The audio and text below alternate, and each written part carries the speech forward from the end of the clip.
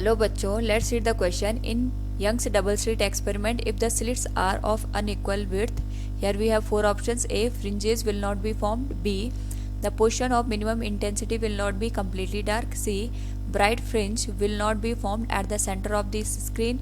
D, distance between two constructive bright fringes will not be equal to the distance between two constructive dark fringe. Now अगर हम यहाँ पे बात करें कि कॉन्सेप्ट की, it will be interference of light. तो हमारे पास यहाँ पे जब भी दो वेव्स एक दूसरे के साथ सुपर इम्पोज होती हैं, आफ्टर द सुपर इम्पोजिशन हमारे पास एनर्जी का रिडिस्ट्रीब्यूशन होता है और जो हमें पैटर्न देखने को मिलता है, it is alternate dark and bright fringes on the screen. इस केस में जब भी हम इंटरफेरेंस की बात करते हैं, we consider here coherent source, और जो हमारे पास स्लिट की विड्थ होती है, it is taken as equal. Now अगर हम बात करें यहाँ पे इंटरफेरेंस की, it is due to the superimposition of two wave. Superimposition का मतलब होता है हमारे पास जो भी वेव्स आ रही हैं उनका जो रिजल्टेंट बनेगा, it will be the vector sum of the individual wave.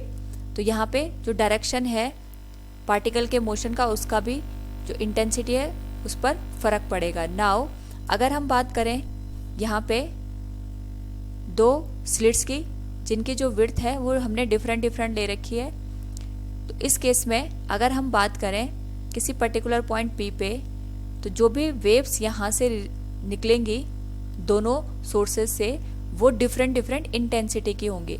अगर यहाँ पे P पे अगर हम कंसिडर करें दोनों सोर्सेज से लाइट यहाँ पे पहुँचेगी, उस केस में हमारे पास डिफरेंट इंटेंसिटी की जो लाइट होंगी वो P तक यहाँ पे रीच करेंगे.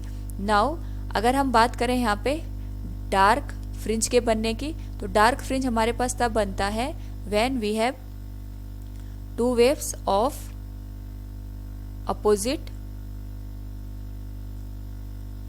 और आउट ऑफ फेस, जिनका यहाँ पे फेज डिफरेंस होता है, तो वो एक दूसरे को कैंसिल आउट कर देते हैं और हमें यहाँ पे डार्क फ्रिंज देखने को मिलती है. बट इस केस में क्योंकि दोनों की जो इंटेंसिटी है वो डिफरेंट है due to their slit width, उस वजह से जो डार्क फ्रिंज होगा उसमें जो भी वेव्स होंगी वो एक दूसरे को कंप्लीटली वहाँ पे कैंसल्ड नहीं कर पाती है.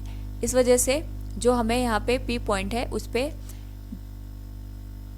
जो डार्क फ्रिंज बन रही है उसकी इंटेंसिटी वहाँ पे कंप्लीटली हमें देखने को नहीं मिलेगी. It will not be completely dark.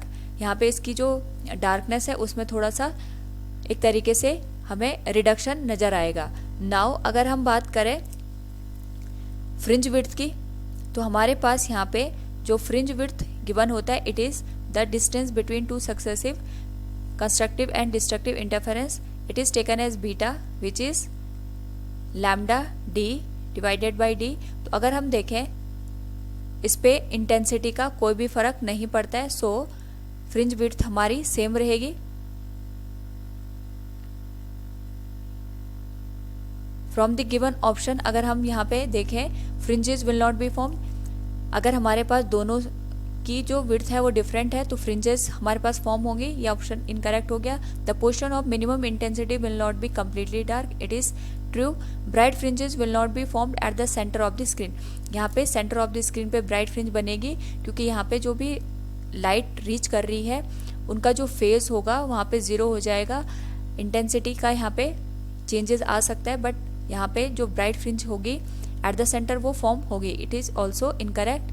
Distance between two consecutive bright fringe will not be equal to the distance between two consecutive dark fringes.